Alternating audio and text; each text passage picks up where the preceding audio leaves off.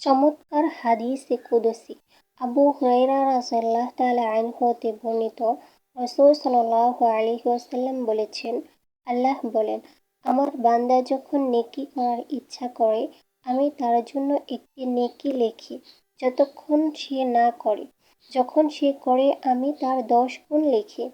আর যখন সে পাপ করার ইচ্ছা করে আমি তার জন্য তা ক্ষমা করি যতক্ষণ সে না করে। অতঃপর যখন সে তা করে তখন আমি তার সমান লিখি। রাসূল সাল্লাল্লাহু আলাইহি ওয়াসাল্লাম বলেন, ফেরেশতারা বলে, হে আমার রব, আপনার এই বান্দা পাপ করার ইচ্ছা করে, যদিও আল্লাহ তাকে বেশি জানেন। তিনি বলেন, তাকে পর্যবেক্ষণ করো। যদি সে করে তার জন্য সমান পাপ লিখো।